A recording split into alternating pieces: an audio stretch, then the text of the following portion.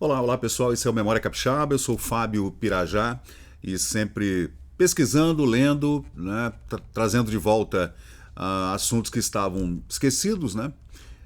É claro que se você não tem o pesquisador, o curioso, o historiador, aquele que traz de volta ah, toda aquela literatura que está dentro de livros e dentro de bibliotecas, né, a gente não consegue mexer esse fundo para que tudo isso suba até a superfície, né? A gente possa entender o que aconteceu no nosso passado, o que está acontecendo agora, no presente, e como a gente pode evitar os erros no futuro, né?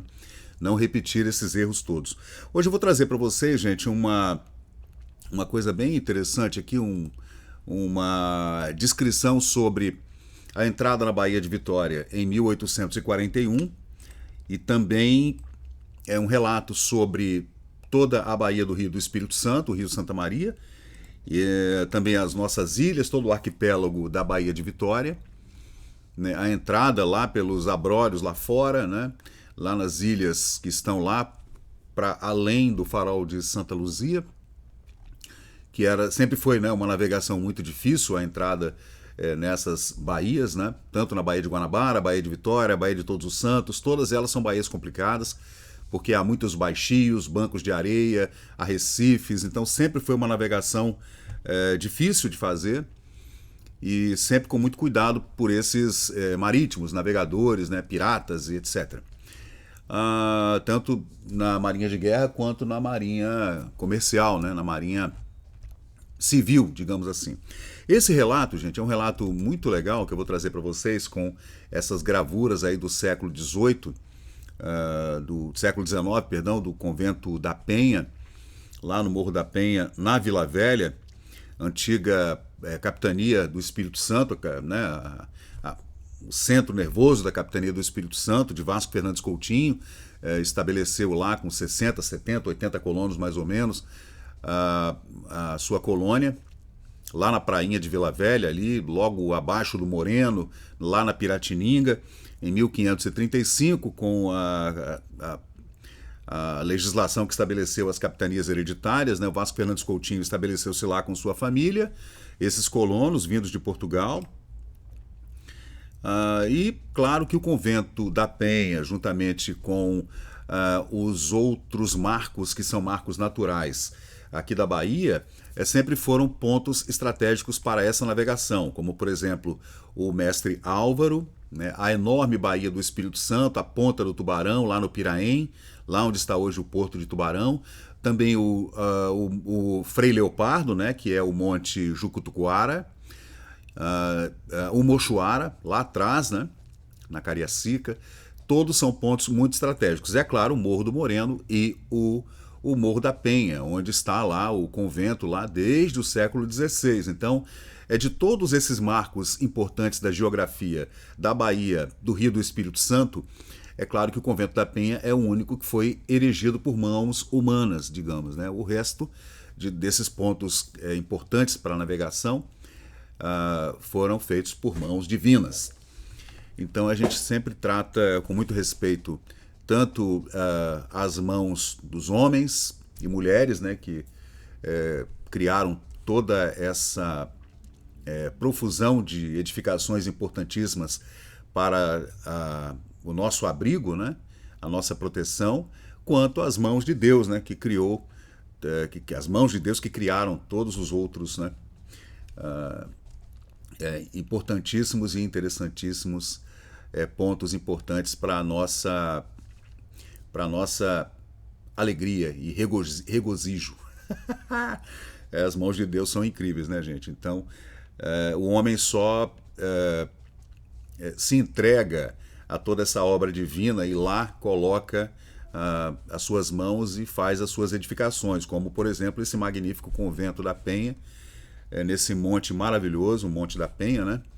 E eu vou trazer para vocês, então, esse relato que está aqui no Memória Capixaba, nesse álbum aqui que eu trago para vocês, chamado O Convento da Penha na Província do Espírito Santo, relato de 1843.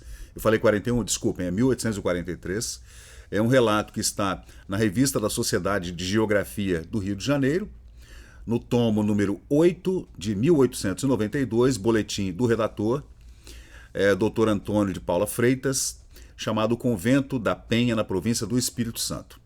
Ele faz um panorama da Bahia, mas na verdade o assunto cerne do texto é o convento de Nossa Senhora da Penha. Ele vai fazer um detalhado esquema literário sobre o convento da Penha, as pessoas que o construíram, né? E, é claro, também as suas entranhas, né? O que é mais importante, é um relato interessante, né? Essa cópia da descrição desenvolvida de uma antiga lenda que envolve clérigos e guerreiros e indígenas e toda sorte de pessoas e fazendeiros e marítimos, né? Homens do mar. Essa antiga lenda, gente, do convento da Penha, né? Escrita por J. Machado de Oliveira, que trata desse assunto que eu vou trazer para vocês aqui agora, num texto que a gente teve que fazer uma revisão do português da época, porque é um português difícil de ler. Não é impossível, você consegue ler, você consegue entender absolutamente tudo, porque nos nossos ouvidos esse português entra muito suave. É muito mais bonito, né, a forma como era escrito o português até meados do século XIX. Depois a gente foi perdendo aquele português antigo, não é o arcaico, mas o antigo, né? Usava-se muito latim também ainda nessa época, né? Toda vez que querias elevar-se assim a algum texto ou alguma pessoa importante, usava-se o latim para destacar, sublinhar esse período, né? Mas nesse texto há pouco latim. A gente vê aqui, por exemplo, Turris Cândida in Porupto Monte Rodilonge a Maricita Visitor. Uma torre branca é vista em uma montanha íngreme, não muito longe do mar. Então, ele faz essa descrição a respeito do convento do Morro da Penha, né? E aí a gente vê nesse mapa, gente, que é um mapa... Esse mapa não é muito antigo, não, né? Esse mapa aqui é de 1924... Mas eu peguei esse mapa aqui porque ele dá exatamente uma noção da topografia da região, da entrada aqui da Baía de Vitória, né? A gente vê aqui o farol de Santa Luzia, a ponta de Santa Luzia, né? O farol aqui, todas aquelas pedras e abrolhos que eu falei com vocês, esse baixio grande aqui, perigoso para a navegação costeira, né? Aqui é a bombordo de quem vem do sul. Aí a gente vê o Monte Moreno, o Monte Santa Luzia, né? A gente vê aqui o Morro da Penha, a Piratininga, a Ilha do Boi, a Ilha do Frade, né, a Baía do Espírito Santo, lá no Piraém, na Praia Comprida, o Morro do Itabé pro Sul, o Morro de Bento Ferreira, o Morro da Fábrica, as ilhas de Wetzel, que é a ilha de Monte Belo, e Santa Maria, que é a Ilha do Rabelo. Antigos nomes, né, gente? Antigos nomes que adivinham de nomenclaturas lá do século XIX, né? Esse mapa é de 1924, mas ainda está com aquela nomenclatura antiga, o que é muito legal isso aqui, né? Para a gente poder entender a quem pertenciam essas terras, quais os nomes que se davam. Aqui a gente vê o Morro do Peixoto, do lado do Morro da Jaburuna. Então a gente vê várias coisas aqui diferentes, né? Com nomes diferentes. Mas eu vou traduzindo para vocês. O vídeo vai ficar longo, mas é muito legal. Eu fiz uma revisão desse texto utilizando o ChatGPT, inteligência artificial, Chat 4.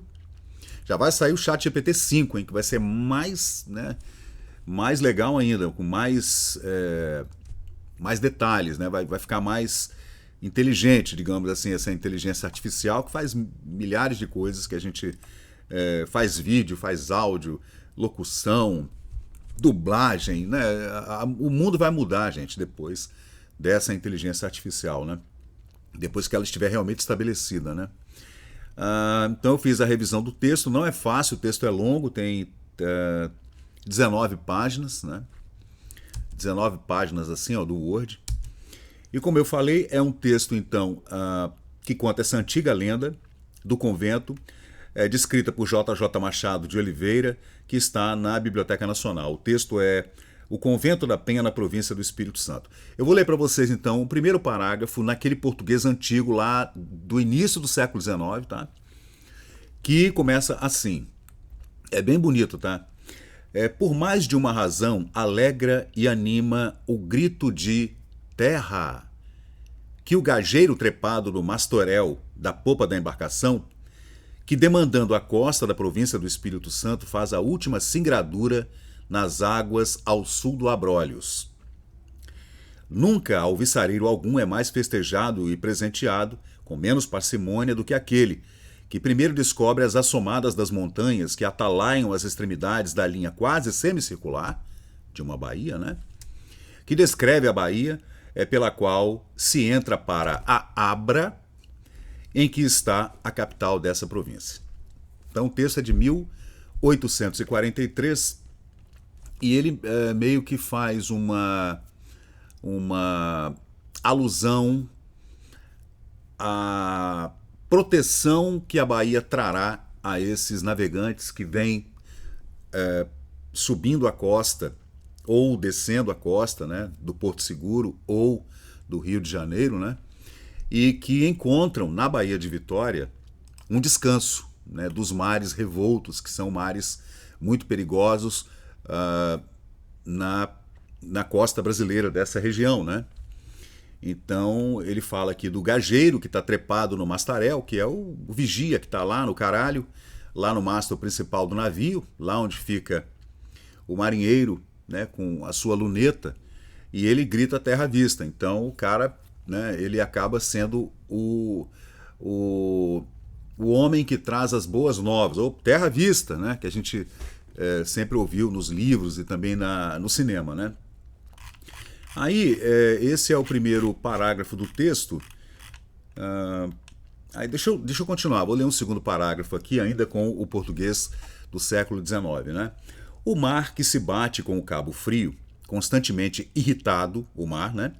Desfazendo-se em alterosas vagas, porque este imenso promontório, eriçado de penédias, perturba o movimento regular das águas no seu fluxo e refluxo, e retorce as correntes da monção.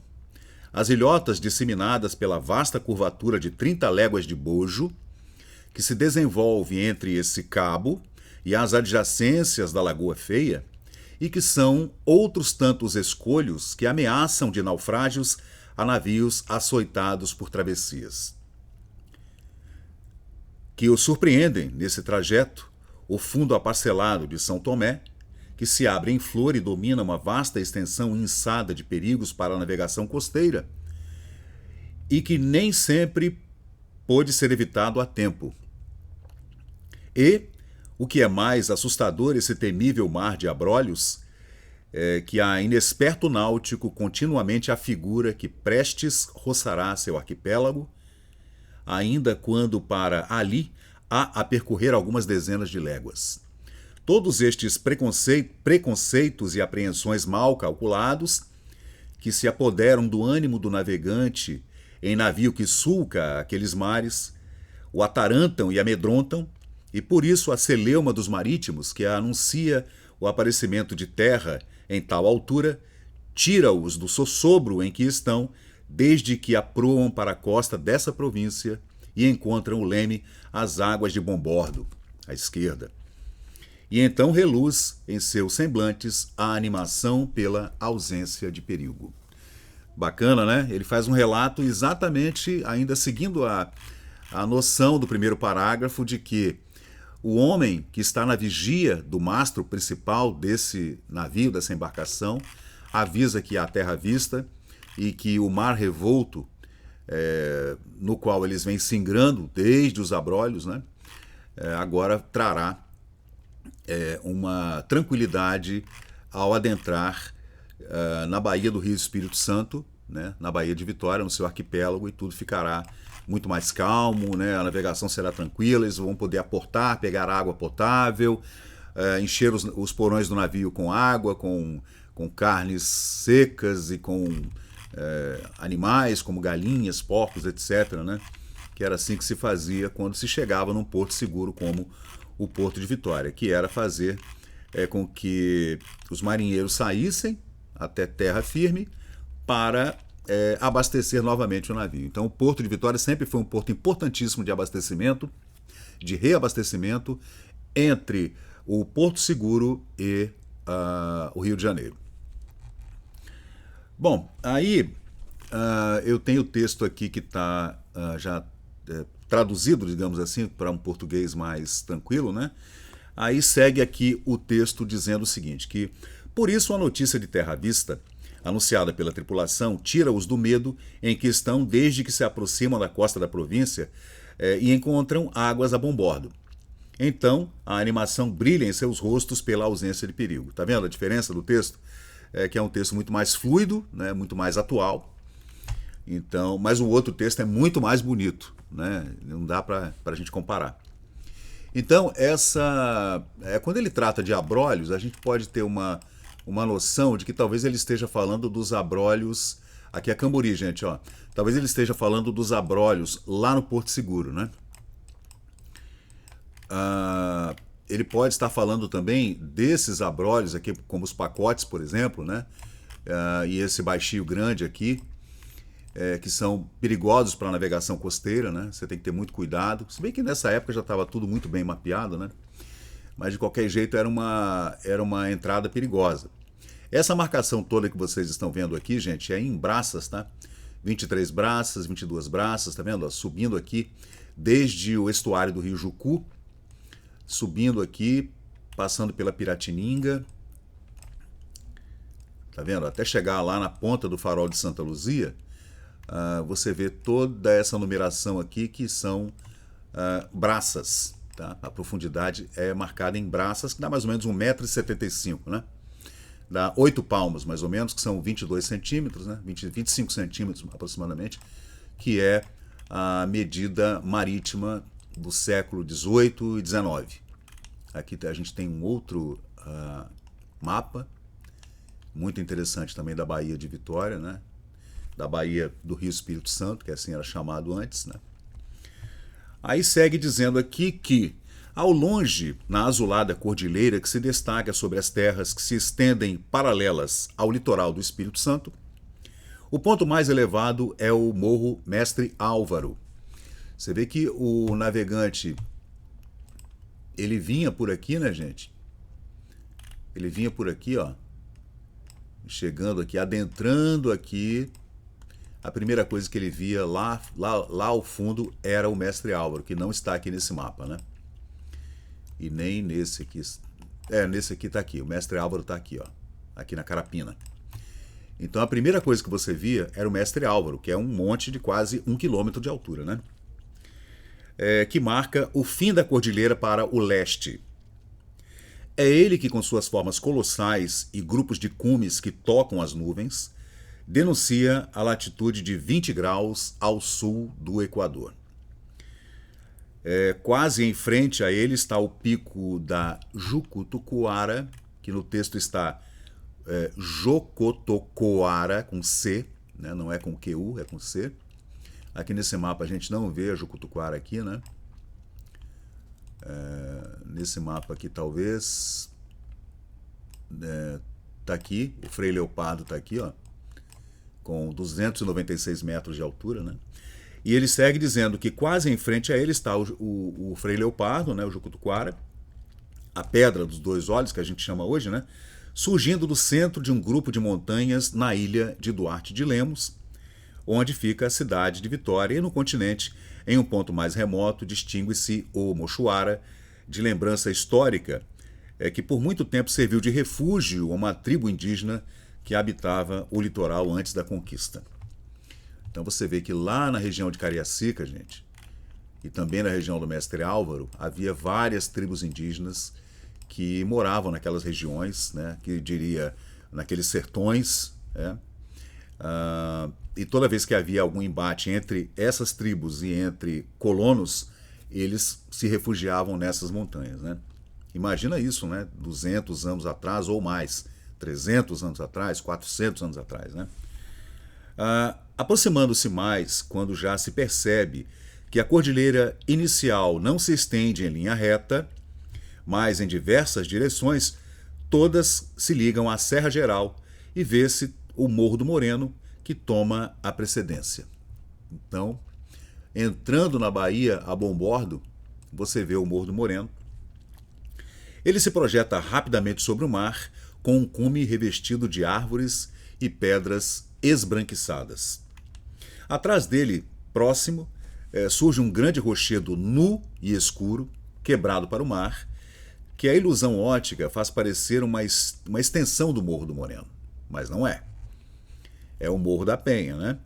Sobre essa massa escarpada, destaca-se um edifício de radiante brancura, contrastando com a cor do rochedo, que em tempos passados seria tomado por um castelo de estilo romântico lá na Europa, por exemplo.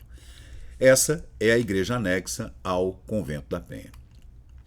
A Vasco Fernandes Coutinho, o primeiro donatário da capitania do Espírito Santo, corria um tempo bem sereno depois das lutas cruas e obstinadas com os aborígenes, segundo o texto, de 1843.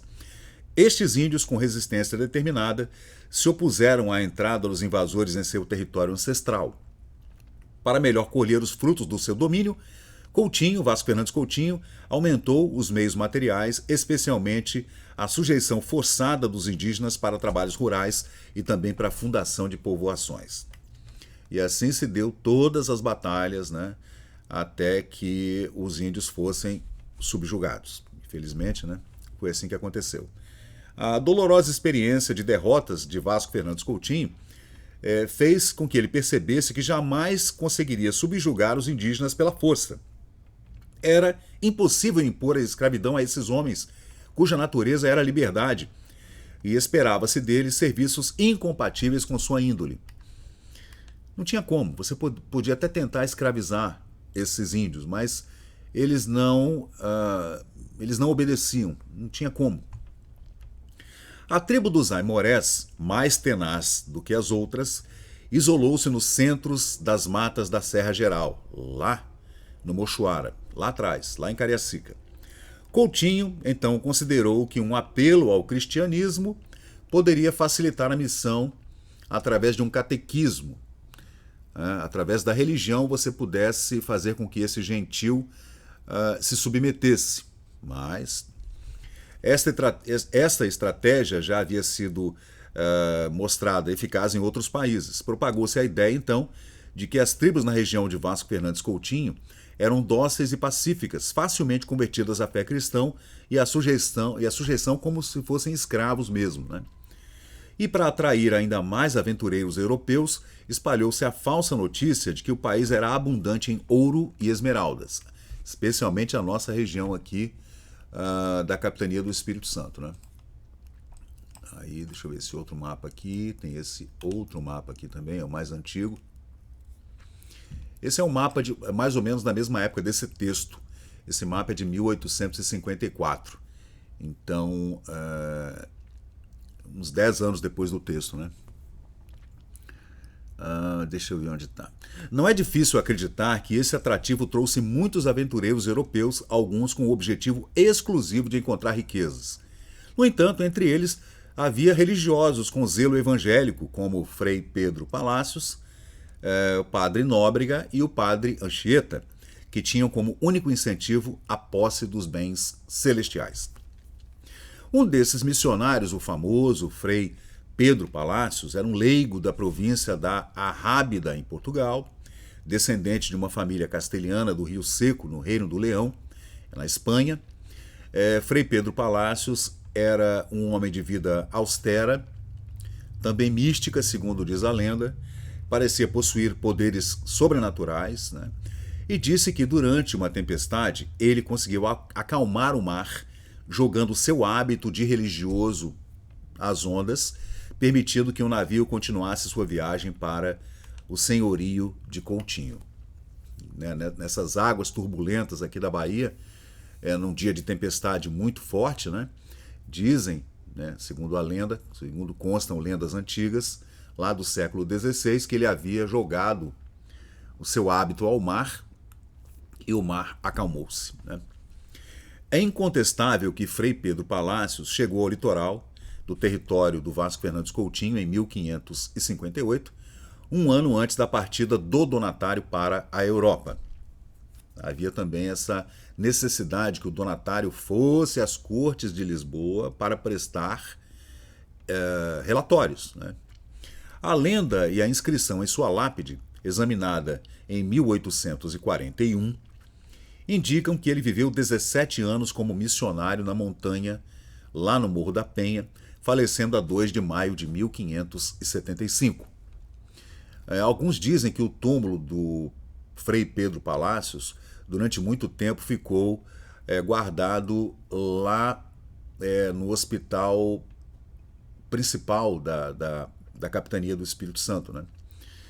Lá na Vila Rubim. Então, né, a gente não tem certeza disso, porque esse túmulo depois simplesmente desapareceu. Né? O missionário ficou extasiado com a paisagem da Baía do Espírito Santo, especialmente com o Morro Moreno e a Montanha da Penha. Ele interpretou essa visão como um mandato divino para estabelecer um dos baluartes da Igreja militante na América. Com esse pensamento, Palácios dedicou-se à construção do convento da Penha, utilizando recursos disponíveis na região, né? Tanto recurso material quanto recurso humano, né, gente? Naquela região havia muitos índios, então ele teve que usar essa mão de obra. O Morro da Penha está situado em uma planície que se estende até o oceano, em várzeas até o rio Jucu, o seu estuário, né? Suas encostas ao norte são quase afogadas pelo mar, formando uma curva que descreve a baía. Ao sul do Morro do Moreno, né? No Morro da Penha está a Vila do Espírito Santo, conhecida como Vila Velha, cujas adjacências se confundem com os flancos arborizados do morro. Essa povoação, que está em decadência, em 1840 mais ou menos, estava em decadência, porque a capital havia sido colocada nesse período lá, na Vila de Santo Antônio, né? Lá na Ilha de Vitória, por conta desses embates com os indígenas, né? Então, nessa época ali, ele fala dos 200 anos depois, Vila Velha estava em franca decadência e ela foi a primeira cidade, digamos, primeira vila da província e iniciou os trabalhos de colonização naquela região lá, logo abaixo do Morro da Penha. As encostas do morro são cobertas por árvores majestosas e grandes pedras de granito. Em seu cume é formado por um rochedo nu, completamente nu, com 120 braças de circunferência. Sobre essa massa ergueu-se então a igreja e o convento da Penha. Se a gente pegar aqui as medidas, gente, olha, ele fala de uma braça, que são 2 varas, né, gente? Então a gente vê aqui, deixa eu fazer o cálculo, ele fala em 120 braças de circunferência, o topo da montanha do Morro da Penha. E ele vai fazendo essa descrição detalhada, tá? Inclusive da edificação, dos cômodos, né? Muito legal, vocês vão ver. Então, são 120 braças vezes 2,2 metros, o que dá, então, 264 metros de circunferência. Aí segue o texto. Vamos ver aqui. Frei Pedro Palácios, inspirado pela severa aparência da montanha, viu nela um lugar de recolhimento para meditar sobre sua missão. A missão de erguer ali um templo e também a missão de catequese. Né? Ele construiu uma pequena cabana coberta de folhas de palmeira e cercada de pedras.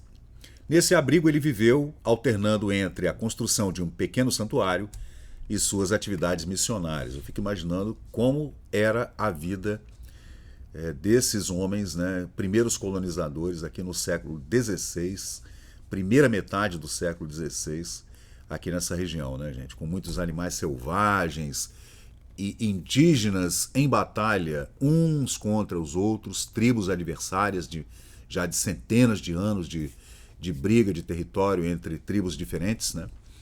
Então, realmente, deve ter sido uma tarefa muito difícil mesmo. No ponto onde a encosta do morro se encontra com o mar, Palácios erigiu um pavilhão quadrangular com uma abóboda de 15 palmos de altura, suficiente para conter 4 pessoas. Nesse pequeno espaço colocou uma imagem da Virgem com o menino Jesus, que ele trouxe de Portugal e pela qual ele mantinha uma devoção incrível. Ele passava a maior parte do tempo em um vão de um rochedo, adaptado para protegê-lo das intempéries, de onde podia ver o pavilhão. Então, na verdade, ele construiu esse pequeno pavilhão, que tem aqui uma descrição. Ele possuía uma abóboda com 15 palmos de altura, mas na verdade ele vivia numa caverna, né? Então, até hoje tem lá, né, gente? Você chega, você que é visitante, vem de fora, turista, você vê lá na prainha em Vila Velha, lá onde está o 38º Batalhão de Infantaria, onde está a prainha de Vila Velha, onde está todo aquele casario antigo. Você consegue ver lá a gruta onde viveu durante muitos anos o Frei Pedro Palácios. Dizem que 17 anos, né? Durante os quais foi construído o convento da Penha. Mas lá em cima já havia uma capela, uma pequena capela. Palácios acreditava que sua missão ainda não estava completa e promovia o catecismo entre os indígenas, entre o gentil. Ele realizava excursões pelo território, confiante de que um poder sobrenatural o protegia. Inicialmente, seus passos eram incertos, mas ele logo percebeu que sua missão poderia ser bem sucedida. Envolvido então Frei Pedro Palácios pela severa fisionomia da montanha, ele sugeriu um pensamento místico começando no céu e se difundindo pelo paganismo que havia na região entre os índios, né? Que via bem perto de si, no qual se encontraria, e entusiasta das tradições deixadas pelos eremitas, enxergando nos seus aprazíveis contornos locais de reconhecimento para meditar sobre a grande obra, ele fixou ali suas vistas e firmou seus planos sobre a base de tão alto colosso, né? Desejando que sua obra tivesse a mesma consistência e elevação da montanha, e como dizendo com o divino mestre, sobre esta pedra edificarei minha igreja. Então, você vê que era um homem de muita fé, e ele, vendo aquela fisionomia, segundo o texto, severa da montanha, da Penha, né, do Morro da Penha, e pedindo aos céus que o guiasse, ele conseguiria erigir ali uma igreja maravilhosa, né? E dali ele conseguiria disseminar o cristianismo por todo aquele território gentil, né? Aí continua aqui o texto. Despreendendo-se ou depreendendo-se de outras ideias, concentrou-se unicamente na execução da empreitada de tão elevado mérito, entrando nela não com passos vacilantes, como os que chegavam ao novo hemisfério, alimentados por ambições mundanas disfarçadas com a religião católica, mas com a força de ânimo inspirada por uma consciência firmada nos princípios do cristianismo. Muitos vinham para o hemisfério sul em busca de ouro, prata, diamantes, esmeraldas, pau-brasil, outras extrações, né? Ele não, ele estava imbuído da fé cristã e da religião católica. E para melhor meditar sobre os meios de iniciar essa carreira, né, essa empreitada, em que certamente encontraria inúmeros obstáculos e resistência, isolou-se dos homens, afastou-se do bulício e das distrações da vida social, e primeiro ele embrenhou-se na espessura do morro, e que tão agreste e severo se afiguraria a quem fosse menos tocado pelos pressentimentos do céu. Então ele subiu a montanha, que era uma montanha com mata virgem, não havia caminhos, então ele teve que abrir esses caminhos, né? Onde hoje a gente vê aquela estrada do convento, a antiga estrada do convento, por onde pode se subir a pé, e você poderá vivenciar essa dificuldade que foi, na verdade, né, essa subida no Morro da Penha e levar todo esse material para construir essa igreja, esse convento e todo esse santuário lá em cima do Morro da Penha, né? No ponto onde o declive mais baixo do Morro da Penha, do lado norte, se confunde com as águas do mar no litoral da Vila Velha, é um lugar pejado de grossas pedras que o mar e a mão destruidora do tempo têm corroído em sua base e posto a descoberto. Na maior e mais acessível das pedras que jazem nesse local, ainda vê-se em bom estado e consistência, feito de tosca alvenaria, um pavilhão quadrangular de abóboda de 15 palmos de altura, cujo recinto pode conter apenas 4 pessoas. Nesse acanhado espaço foi, segundo a mais antiga tradição local, colocada a imagem da Virgem com o menino Jesus que Frei Pedro Palacios trouxe de Portugal, segurando em seus braços, o Divino Filho, pintado um painel de pequenas dimensões que o religioso trouxera de Portugal e tinha grande devoção. Esse texto já foi traduzido, já foi transcrito esse texto aqui. Deixa eu seguir aqui. Prestante lhe foi esta audácia, pois que bastou para desanimar a ira dos indígenas, suscitada pela recente expulsão do seu território ancestral, e modificar sua natureza feroz, fazendo-os ouvir com voluntária atenção os acentos de paz e conciliação em que o missionário se esforçava para que fosse entendida e aceita sua doutrina. Então, depois de todas aquelas batalhas, houve um arrefecimento dos ânimos entre o gentil e os colonos portugueses, intermediada essa negociação pelos jesuítas, que eram todos padres jesuítas, gente? Ele conseguiu, então, com os desígnios celestes, que fosse feita uma paz, mesmo que fosse temporária, e os indígenas começaram a colaborar com ele.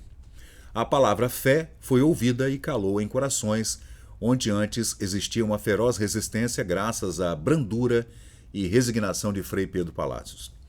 Ao seguir o missionário um caminho diametralmente oposto dos seus antecessores, que era a guerra, em breve viu ele ao seu redor uma multidão de neófitos submissos ao seu comando e dispostos a servi-lo. Então ele realmente conseguiu o intuito, através desse catecismo dos indígenas da Vila Velha, daquela região, e também fazendo toda essa peregrinação que ele saía andando por todas as terras, daquela região ali, da planície da Vila Velha até lá no Rio Jucu, indo até Cariacica ou atravessando a Bahia, indo à Vitória, ele conseguiu fazer com que os indígenas se sujeitassem. Palacios, então, decidiu construir uma ermida em escala inferior ao que premeditava no cume do Rochedo. Primeiro ele fez uma pequena ermida, depois é que o convento foi estabelecido, gente? O assento da montanha que serve de desgaste a esse espaçoso rochedo e onde a vegetação cessa para começar os flancos íngremes daquela inteiriça formação granítica tem, pelo lado norte, um sítio que, entrando na forma geral do arredondamento no morro, se afasta do que a natureza do seu declive deu. Você vê que o texto aqui está no português ainda antigo, É um ponto excepcional no sistema que rege esses corpos, em cuja construção entram precisamente os preceitos da teoria das exatidões. Então, ele usou a matemática nessas 120 braças, lá em cima no topo do Morro da Penha, onde não há vegetação, não havia vegetação naquela época, então ali ele conseguiu criar uma engenharia tal que se pudesse pensar em uma construção maior, muito maior do que essas pequenas ermidas que ele havia construído. Uma embaixo, lá no Rio da Costa, na Piratininga, e outra em cima, Então havia a possibilidade de se fazer uma igreja, uma ermida muito maior lá em cima no Morro da Penha. Gente, eu vou dar uma parada agora no vídeo, porque o texto ainda é bastante grande, eu farei ele em 2 partes. Já estamos aqui com 40 minutos, E esses mapas, aqui primeiramente um mapa de 1854, onde a gente vê aqui a Barra do Espírito Santo, A barra que a gente fala é o estuário, onde o rio desemboca no mar. Esse era chamado Rio do Espírito Santo, hoje é chamado Rio Santa Maria, Esse mapa é de mais ou menos da mesma época do texto que eu estou lendo para vocês, que é um texto muito bacana, é um texto de J.J. Machado de Oliveira, um relato feito numa entrada aqui pela Baía de Vitória, no nosso arquipélago. Nas ilhas eram mais de 48, 50 ilhas, né? Muitas estão aterradas hoje em dia. E também dá um panorama exato das montanhas, dos pontos importantes, pontos geográficos importantes para a entrada na Baía de Vitória e, é claro, falando sobre o Convento da Penha com muitos detalhes que eu trarei para você no segundo vídeo desse texto, porque senão o vídeo ficará muito longo.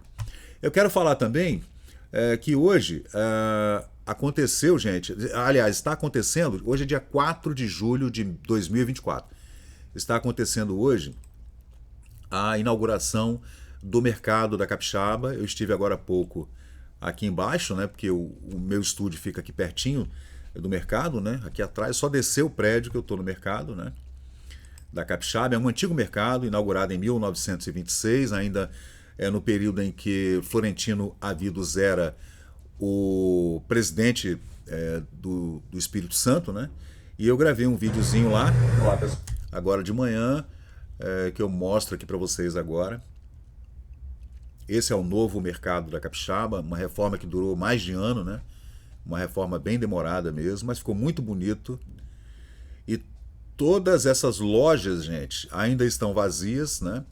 É claro que a Prefeitura de Vitória deve estabelecer alguma regra para você arrendar esses espaços aí, que eu espero que seja espaço de cultura, de arte, lazer, culinária, né? Que seria maravilhoso se fossem só restaurantes e talvez uma ou duas lojinhas para venda de produtos para turistas, né? Mas o resto tinha que ser restaurante, gente. Restaurante, barzinho, né? Essa é a vocação do Mercado da Capixaba, até para fazer um movimento no centro, né? Que o centro está muito abandonado e ele precisa movimentar-se. Então eu gravei esse vídeo, né, que eu vou trazer para vocês aqui no canal. Num próximo vídeo eu farei um vídeo só para falar sobre o Mercado da Capixaba e a inauguração que está acontecendo hoje, dia 4 de julho de 2024. Eu não gosto de botar data no vídeo, não fica legal, né? Mas é só para a gente entender que ele está sendo inaugurado hoje, o Mercado da Capixaba. Então é isso aí, pessoal. Eu vou, claro, continuar o vídeo para falar sobre esse texto incrível, datado de 1843, que fala da chegada do Frei Pedro Palácios e a construção do Convento da Penha, né? E toda essa dificuldade que ele teve para estabelecer essa ermida no alto do Morro da Penha, né? Que a gente vai tratar no próximo vídeo depois, aqui no canal Memória Capixaba. Muito bem, eu sou Fábio Pirajá e a gente volta a qualquer momento com mais vídeos aqui no canal. Muito obrigado e até a próxima, gente. Valeu! E chegamos ao final de mais um vídeo aqui do Memória Capixaba. E se você curtiu o conteúdo, por favor deixe seu like, compartilhe aqui o nosso canal e inscreva-se para mais novidades. Até a próxima e muito obrigado por participar aqui do Memória Capixaba.